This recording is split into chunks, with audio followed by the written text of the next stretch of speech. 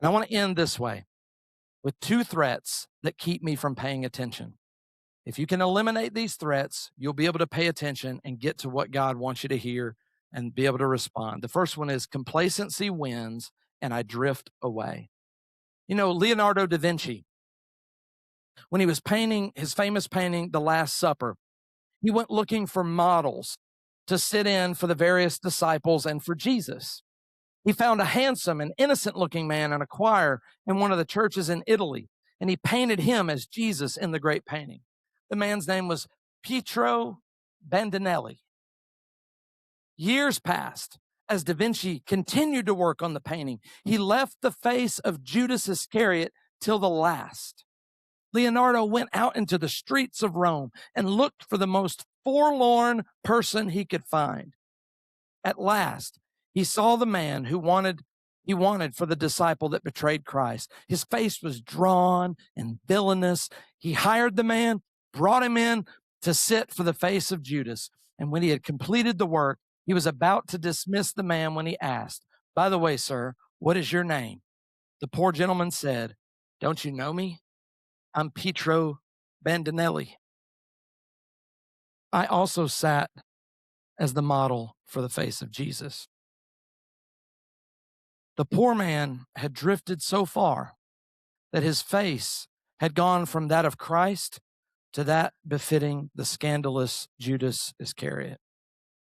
Dear friends, let me tell you this morning, you can drift too. There's a lot of factors that go into this drift. Let me tell you something William Barclay said.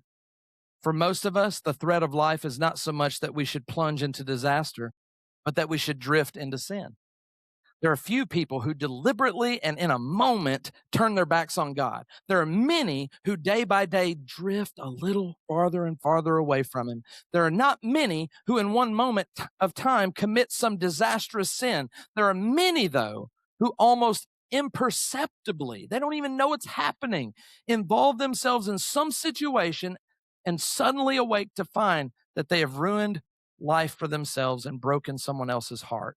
We must continually, therefore, be on alert against the peril of drifting. Drifting on a lazy river, that's relaxing. That's a vacation activity. But you drift in the wrong place, you ain't paddling, and something else is coming, you better start doing something other than drifting. You better start going upstream. Drifting requires no effort. You just stop rowing or tracking against the wind and you'll begin to drift. The same is true for us, which is why we're told in Hebrews 2 that we must give more careful attention.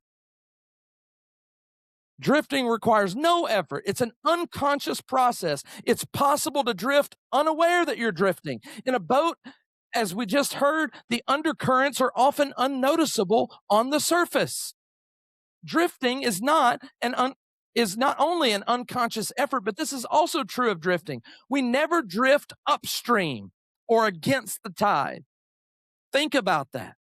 Faithfulness then to the Lord is like rowing upstream. You've got to continue to row, and as long as you row upstream, you do not have to worry about drifting or falling behind. It's when you stop growing, stop rowing in your Christian walk, the tendency is to go backwards or downwards or crash and burn.